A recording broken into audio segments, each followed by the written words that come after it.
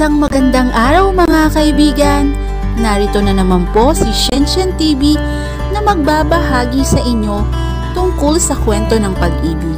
Pero kung bago ka pa lamang sa aking YouTube channel, paki-like lang po ng ating video, paki-click na rin ang subscribe button at ganun din ang bell icon para lagi kayong updated sa mga paparating ko pang mga uploads. Chapter 15. Pikit mata niyang pabalang na tanong. May kasabihan nga tayo, magbiro ka na sa lasing, huwag lang sa bagong gising. Adeline, naistorbo ko ba ang tulog mo? Pasensya na pero kailangan talaga kitang makausap ngayon. Biglang nanlaki ang mata ni Divina nang makilala ang boses na yon. Napaupo siya ng maayos at agad na tinignan ang screen ng kanyang cellphone at isa itong unregistered number. Vincent? Ako nga. Ang galing. Nakilala mo agad ako. Nataranta si Divina. Dahil doon, nag-isip siya agad ng paraan upang magdahilan sa lalaki. Hindi naman niya pwedeng sabihin na siya si Divina. Paano ko makakalimutan ang isang lalaking tumulong sa amin nila ate at mama? Kayong dalawa ni Kuya Travis ang tumulong sa amin. Pinag-cruise ni Divina ang kamay niya at nanalangin na sana ay maniwala ito. Tama ka nga naman, pero matagal na yon. Adeline, pasensya nga pala sa pangaabala ko sa'yo. Sunod-sunod na umiling si Divina na tila nakikita nito. Ayos lang. Bakit ka nga pala napatawag Kuya Travis? Travis na lang. Ginagawa mo naman akong matanda eh. By the way, tumawag ako para sana tanungin kung nasan ang ate mo. Pwede ko ba siyang makausap? Hindi kasi kita nakausap nung kasal nila Valentin eh, dahil bigla kang nawala. Akala ko talaga ikaw si Divina. Napakagat-labi si Divina dahil doon. Wala dito si ate Divina eh. Nasa ibang bansa. Pero pwede ko namang ibigay sa iyo ang number niya. Ang kaso, busy pa kasi siya kaya sa akin mo na lang sabihin. Gusto niya ding malaman. Ngayon na mismo ang dahilan kung bakit ito tumatawag. Kaya niya nasabi yon. Ganun ba? Sige. Tutal ay anak ka din ni Mr. Stephen. Natigilan si Divina sa narinig. Mukhang may hula na siya kung ano ang sasabihin ng lalaki. Alam ko ang nangyayaring panghuli kay Mr. Valderrama. Adeline, at ako ang inutusan ng ate mo para ilibing na maayos ang bangkay ng iyong ama. Saan ka pupunta, Divina? Napalingon si Divina. Sa nagsasalita at nakita niya si Jadon. Alam niya nagtataka ito na lalabas siya. 5:00 pa lamang ng umaga ngunit kailangan niyang umalis dahil hindi na siya makapaghintay na makita ang libingan ng kanyang ama. Jadon, naalala mo ang kwento ko sa iyo tungkol kay Vincent? Siya ang kumuha sa bangkay ni Papa at nilibing. Jadon, sasamahan niya ako doon ngayon. Tatatawag niya lang sa akin. Lapit na sabi ni Divina. Napaisip naman ang lalaki doon. Paano kung patibong yan, Divina? Hindi magagawa yun ni Vincent, Jadon. Alam kong may isang salita siya. Kung hindi mo ako sasamahan, ako ang pupunta. Nilagpasan niya ang lalaki. Ngunit agad naman itong sumunod sa kanya. Hindi niya pwedeng hayaan lang ang pamangkin. Sandali, sasama na ako. Pagkarating nila sa simenteryo na sinend ni Vincent, ay nakita nila agad ang lalaki na naghihintay. Vincent, nasan si Papa? Saan siya nakalibing? Pinigilan ni Jadon si Divina dahil baka kung anong gawin sa kanya ng lalaki. Ngunit hindi pumayag si Divina. Napigilan niya. Inis na lumingon ito kay Jadon. Jadon, ano ba? Gusto kong makita si Papa. Hindi yun ang unang beses na sinigawan siya ni Divina. Pero bakit pakiramdam niya ay ibang Divina ang nasa harapan niya? Tol, huwag kang mag-alala. Wala akong gagawin sa kanya. Walang nagawa si Jadon, kundi ang hayaan ang mga ito. Naunang naglakad si Vincent papasok sa loob at matapos ang ilang minutong lakaran nila ay huminto ito sa isang nicho. Papa, dahan-dahan na lumuhod si Divina at nanginginig ang mga kamay at hinaplos ang pangalan ng kanyang ama. Kasunod niyon ay ang pagtulo ng luha niya. Sunod-sunod na nagsibalikan ang alaala ni Divina. Ang alaalang ginusto na niyang kalimutan, 7 taon na ang nakakaraan. Malinaw pa sa kanya ang lahat, kahit na ilang taon na ang nakakaraan, na tila ba'y kahapon lang ito naganap. Malinaw sa kanya ang huling pag-uusap nilang mag-ama, ang pagpayo nito na wag isuko ang kanyang anak, na hindi niya natupad dahil sa huli ay naipahamak niya ang isang kambal. Papa, patawarin mo ko. Divina, we are sorry, Miss Stephen. I hope that it will not affect our project. Ang kumpanya ay maaring hindi na matuloy, ngunit ang airline ay itutuloy pa rin kung sakali. Napahunot ang noo ko dahil sa sinabi ng daddy ni Valentin. Nandito ako ngayon sa opisina ng anak niya dahil pinatawag ako ng mga ito. Wala dapat akong balak pumunta dahil kauuwi lang namin galing sa libingan ni Papa. Ngunit wala akong nagawa. Si Jadon na din ang nagpunta kina lolo at lola upang ipaalam ang tungkol sa kinalalagyan ni Papa. Alam ko na matutuwa sila at the same time ay malulungkot kagaya ko. Hindi ko akalain na tumupad si Vincent sa huling hiling ko sa kanya. Kaya talagang pinasasalamatan ko siya kahit ako si Adeline sa kanyang paningin. Mr. Montoya, hindi ba't kapamilya ninyo na ngayon ang mga Valderrama? Iba ang trabaho at personal matter sa akin kaya makakaasa kayo na hindi maapektuhan ang pagiging architect ko. Ngunit bakit ganon? Bakit parang basta mo na lamang bibitawan ng mga Valderrama? Hindi nakasagot ang daddy ni Valentin sa akin.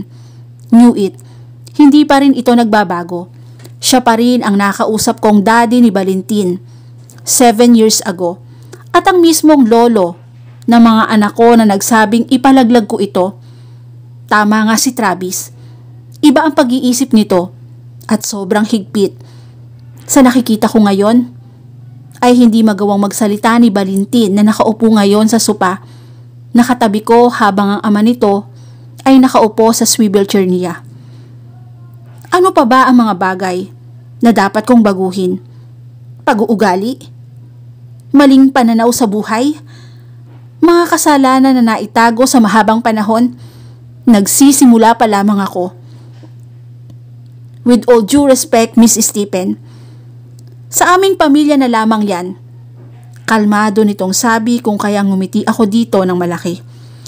With all due respect to Mr. Montoya, damay ako sa pamilya ninyo.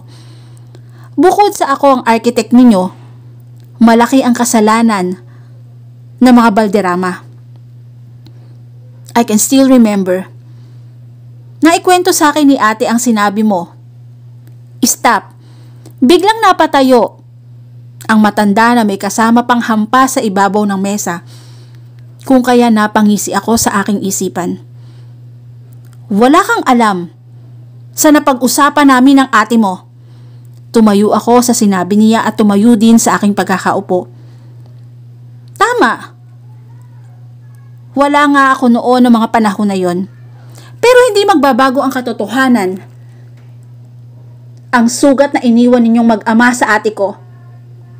Again, hindi ko sinasama ang personal matter ko sa trabaho.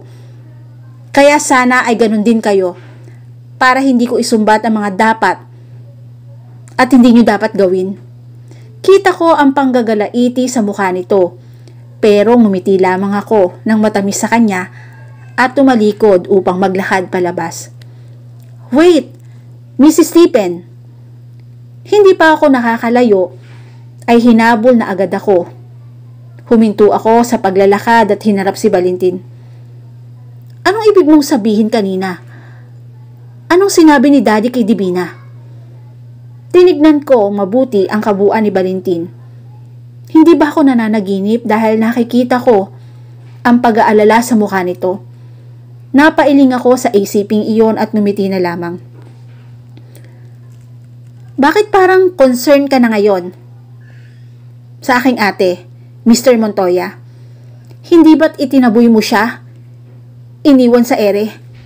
Ano ba talagang balak mo? Tinatanong mo siya sa akin noong araw ng kasal mo tapos ngayon eto ka?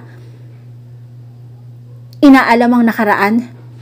May I remind you, kasal ka na Mr. Montoya.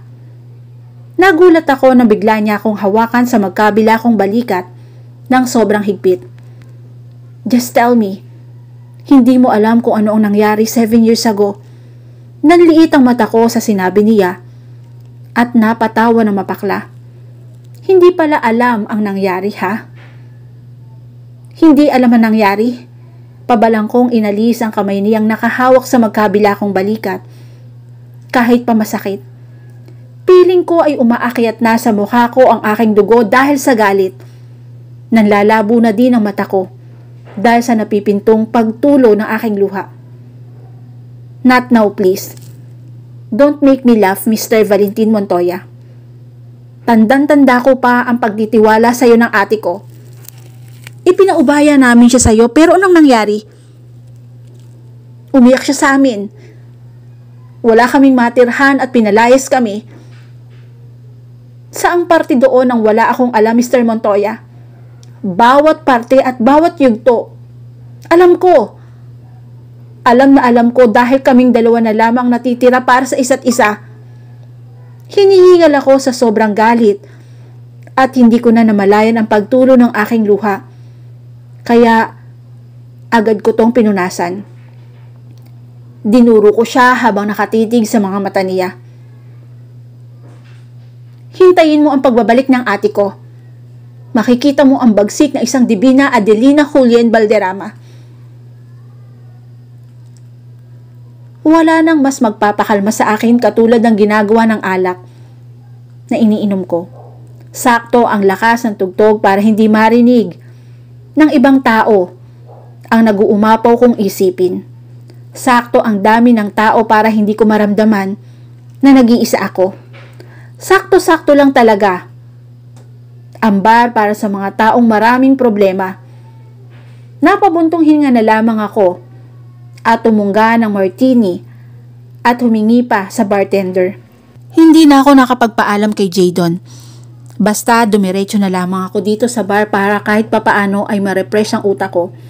Kaso, hindi naman na-repress dahil mas lalo kong naalala ang lahat. Hey miss, not interested. Nakakailang tanggi na ba ako sa mga lumalapit sa aking lalaki dito? Hindi ba obvious na nagpunta ako dito? Hindi para makipaglandian kundi para mag-inom. Napailing na lamang ako at muling uminom. Get up of me. Napakunot ang noo ko nang marinig ang sigaw na yon. Kilala ko ang nagmamay-ari ng boses na yon. Hindi nga ako nagkakamali. Paglingon ko, sa pinanggagalingan niyon ay nakita ko ang nagwawala na naman si Valentin. At talagang nandito din siya sa bar na pinuntahan ko. Bakit ba ang malas ko ngayon? Natagpuan ko na lamang ang sarili ko na naglalakad papunta sa gawin nito at sinenyasan ang mga lalaking tauhan ng bar. Nabitiwan siya. Ako nang bahala sa kanya. Kilala ko siya. Simple kong sabi na ikinatingin ng mga ito. Divina? Napatingin ako kay Valentin nang tawagin niya ang pangalan ko. Eto na naman kami. I am not Ate Divina. Ako si Adeline, I told you. I told you know him guys. Ako ang bahala sa kanya. Tumango naman ang mga lalaki sa akin kung kaya iniwanan nila kami. Bumalik sa pagkakaupo si Valentin sa sopa at muling uminom ng alak. Napabuntong hininga ako at kinuha ang cellphone niyang nasa ibabaw ng lamesa. Alam mo, umuwi ka na. Tatawagan ko si Kuya Travis para sunduin ka. Walang lingon sabi ko habang kinakalikot ang cellphone niya. Alam mo bang nalaman ko na niloloko lang ako ni Christine? Na alam kong anak ko talaga ang dinadala ng ate mo. Hindi sa ibang lalaki. Napahinto ako sa pagkakalikot ng cellphone niya at nanlaki ang mata kong napatingin dito. Nakasandalang ulo niya sa sandalan habang nakapikit at hawak ang isang baso ng beer. Kaso wala akong magawa. I can do anything to protect them. Nangihinang napaupo ako sa sopa dahil doon. Hindi makapaniwalang nakatingin kay Valentin at naghihintay na mga susunod na sasabihin nito. Nalaman ko lahat nung nahuli ko si Daddy at Christine na nag-uusap. Kagagaling lang ni Divina sa bahay at nagmamakaawa sa akin. Plano ko talagang habulin siya noon. Pero pinigilan ako ni Daddy. I obey him until that night dumating si Christine. At narinig ko lahat-lahat. I was so stupid back then to believe her. Fucking stupid! Tumungga siya muli ng alak bago nagpatuloy sa pagsasalita. Handa ko nang iwan ang pamilya ko para sa pamilyang bubuuin namin ng ate mo, Adeline. Kaso, ginamit ni Daddy si Mami sa akin. Dumilat si Valentin at tinignan ako ng diretso sa mga mata. Ginamit niya si Mami at sinabing sasaktan niya ito sa oras na tulungan ko si Divina. At maging anak namin. Napaiwas ako ng tingin, kasabay ng pagtulo ng luha ko. Bakit nga ba ako nakikinig sa sinasabi niya? Dapat ay hindi ako nakikinig dahil iniwan niya ako sa ere. Kinuha ko ang isang baso ng beer at tinunggayon. Wala na akong pakialam kung maghalo pa ang iniinom ko. Basta mawala lang itong nararamdaman ko na hindi ko maintindihan. Because of Mom, I have to stay. Pero that doesn't mean na hindi ko na tutulungan na mag-ina ko. Napalingon akong muli sa kanya dahil doon. Mula sa madilim na parte ng bar, na tanging kakaunting makulay na liwanag na umiikot sa paligid, ay nakita ko ang pagsilay ng mumunting ngiti sa labi nito. Kaso, galit na galit siya sa akin ng oras na yon. Mabuti na lang at tatawagan ko kaagad si Vincent na tinulungan kayo. Hindi ko mapapatawad ang sarili ko kung walang tumulong sa inyo ng gabing yon. Sunod-sunod na tumulo ang luha ko sa narinig.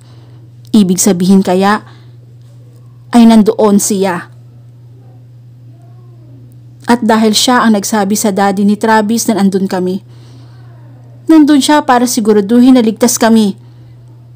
I was stop. Tayo kong sabi na ikinahinto naman ito. Tatawagan ko na si Kuya Travis para masundo ka. Muli ay kinuha ko ang cellphone niya. At kahit sobra na ang panginginig ng kamay ko, ay madali ko itong nakontak at nasabihan na sunduin ito. Laking pasasalamat ko at tumahimik na si Valentin at hindi na muling nagkwento pa dahil baka mabaliw ako sa kaiisip sa nangyari. All this time, I was thinking about him. Kaya ba niya ako hinabol sa labas nung sumugod ako sa bahay namin? Kaya niya ba sinabing hihintayin niya ako? Hindi, Divina. Bumalik ka sa sarili mo. Hindi ka dapat nagpapadala sa sinasabi niya. Maya-maya pa ay dumating na si Travis at tinulungan na tumayo ang kaibigan. Travis know that I can give up my family just to be with Divina. That is why I'm lucky to have a friend like him. Lasing na sabi ni Valentin at tinapik ang dibdib ni Travis. Napatingin sa akin si Travis at ngumiti. Kung ano-ano na naman ang sinasabi ng kaibigan kong to sa'yo, pagpasensyahan mo na, Adeline, ha? Huwag mo nang ikwento sa ate mo ang mga nalaman mo, okay? Nakatanaw lang ako sa papalayong likod ni Valentin at Travis. I can still remember how I admire Travis for being kind to me and my family. Buong akala ko talaga ay si Travis ang gusto ko. Akala ko'y kapag ka nakita ko siya ay babalik ang paghanga ko sa kanya. Pero iba ang nangyari. I don't like this. Hindi pwede itong nararamdaman mo, Divina. Hindi pwede. At dito na po nagtatapos ang chapter 15 ng aking kwento. Muli po, maraming salamat po and God bless all.